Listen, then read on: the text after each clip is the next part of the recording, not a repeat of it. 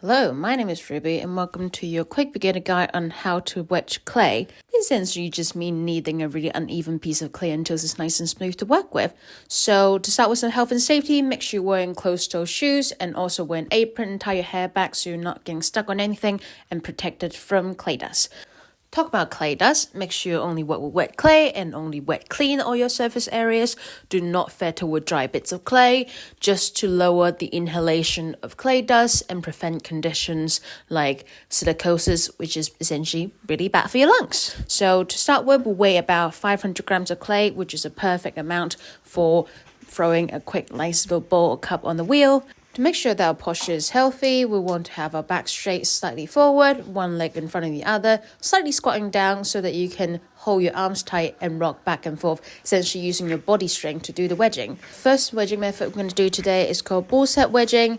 Essentially, you want to be using the end of your wrist to push the clay forward in 45 degrees angle, bring it back with your fingertips, push it forward again, and then over and over again. The reason why it's called ball set wedging is because once you finish with it, the piece of clay actually shapes like a ball set. There's no official standard about how many times you have to wedge, but one way to check is cutting your clay open in half. If there's no visible big bubble, you're good. Let's say you want to work with a bigger piece of clay, like 3 kilograms, but the ball set method is just a bit much for the wrist. Then you can try the second method called spiral wedging. It's a bit more advanced, take a bit more practice, but it's great. You want to start off with a nice long noodle of clay. You can do that by slamming on the table quite a few times.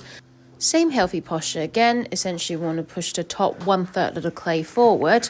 Push it to the side, forward, push it to the side, either clockwise or anti-clockwise, whichever you preferred.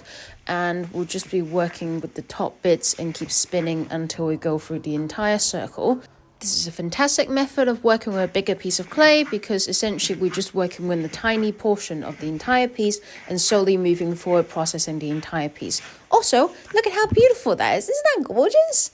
Anyways, enough fangirling over beautiful clay. Let's say you're feeling a bit low energy today. Kind of want to sit down, don't want to do all those heavy labor.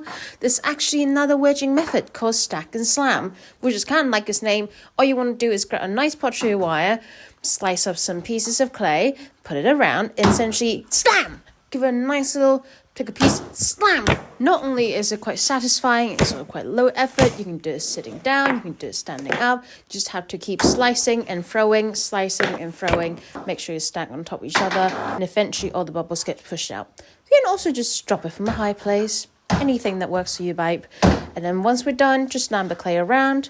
And now you have a beautiful piece of clay. You can go on the wheel, make some pots, you can hand build things. Now just make sure before you go that you wet clean all your equipment and surface area with water. Scrub down every single bits of clay stuck in places on your tools, on your surface, especially in your shared studio. Not only will it be respectful to other people using the same equipment, also reduce any clay dust floating around the area so we can prevent long-term conditions like silicosis. Anyways, hope you have fun. See you next time.